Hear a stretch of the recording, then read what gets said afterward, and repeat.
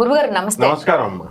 ఇప్పుడు చాలా మంత్రాలు మనం వింటూ ఉంటాము, శత్రు నాశనానికి కూడా మంత్రాలు ఉంటాయంటారా? డెఫినెట్ గా ఉంటాయమ్మా. ఓకే, ఏంటి చెప్పండి కొంచెం. అసలు ప్రపంచంలో అన్ని బాధలకెల్లా మానవుడు నాకు కష్టాలు ఉన్నాయండి అంటాడు.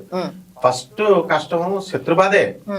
ఉదాహరణకి ఆది మానవుడు మనం అందరం కూడా అడవుల్లో బతికేవాళ్ళం.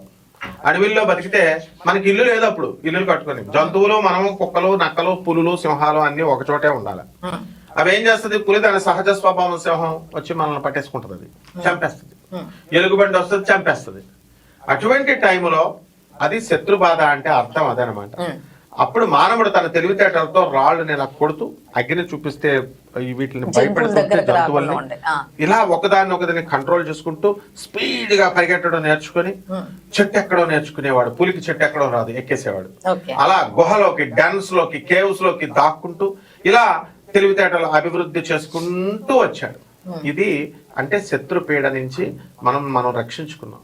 ఇప్పుడు వెల్ డెవలప్డ్ యానిమల్ గా మనం అయిపోయాం. వెల్ డెవలప్డ్ మ్యాన్ గా చక్కగా అయిపోయిన తర్వాత ఇప్పుడు ఏం చేస్తున్నాము? కోరి తెచ్చుకుంటున్నాం. అప్పుడేమో తప్పక పాపం, మనకి వేరే ఎగ్జిస్టెన్స్ లేదు, వేరే ఆల్టర్నేటివ్ లేదు. ఇప్పుడు ఏం చేస్తున్నాం అంటే చక్కగా వాడి డబ్బులు దొబ్బేస్తున్నాం, ఇంకోటి స్థలం కబ్జా చేసేస్తున్నాం. వాడు పగబడ్డా ఒక అమ్మాయిని ప్రేమించి ఆ అమ్మాయిని అన్యాయం చేసి వదిలేస్తున్నాం. ఆ అమ్మాయి పాపం బాధపడదా? ఇలా స్వార్థానికి రకరకాలుగా డబ్బు పరంగా అవనియండి, మానం పరంగా అవనియండి, లేకపోతే కక్షలు పెట్టుకొని మెయిన్ గా ఆస్తుల గురించే జరుగుతాయి ఇవన్నీ కూడా. స్త్రీ వల్ల యుద్ధాలు, పరస్త్రీ వ్యామోహం, ఇలాంటి వాటి వల్లే ఇవన్నీ కూడా జరుగుతాయి. ఇవి మానేసుకుంటే అసలు శత్రుపీడ ఉండదు. అందువల్ల ఇటువంటి శత్రుపీడ అనేటటువంటిది కోర్టు కేసులు. అందుకనే లక్షలాది మంది కోర్టులు. భార్యకి భర్త, ఇప్పుడు విడాకులు అనేటటువంటి భర్తకి ఫస్ట్ శత్రువు ఎవరంటే భార్య, భార్యకి ఫస్ట్ శత్రువు ఎవరంటే భర్త. ఇది జ్యోతిష శాస్త్రం ప్రకారం చెప్పబడింది. సప్తమ స్థానం శత్రుస్థానం.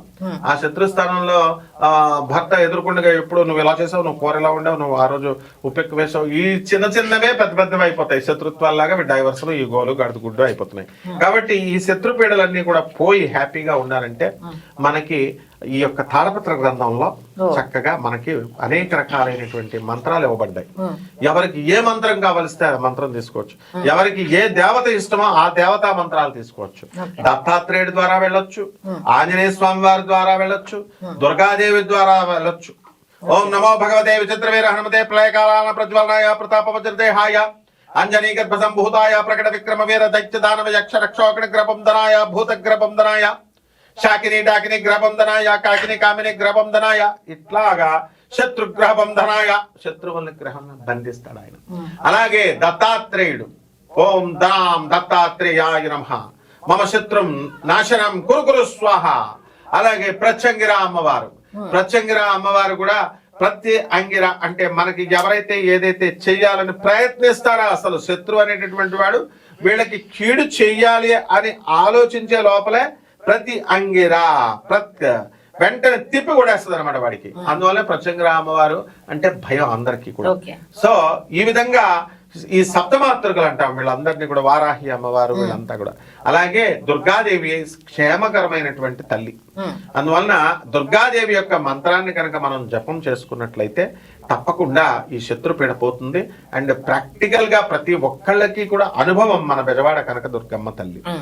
హ్రీంకారాసన గద్భిత నరసికాం సౌభక్లీం కళాం బిభ్రతీం సౌవర్ణాంబరధారిణీం వరసుదా ధౌతాం త్రినేత్రోజ్వలాం వందే పుస్తక భాషం అంకుశధరాం సృగ్భూషితాం ఉజ్వలాం త్వాం గౌరీం త్రిపురాం పరాత్రగళాం శ్రీచక్ర సంచారిణీం అని చెప్పి అమ్మవారిని ధ్యానం చేసుకొని దుర్గతి నాశిని దుర్గే జయ జయ సద్గతి దాయిని సదయే జయ జయ, ఈ సింపుల్ మంత్రం చాలు.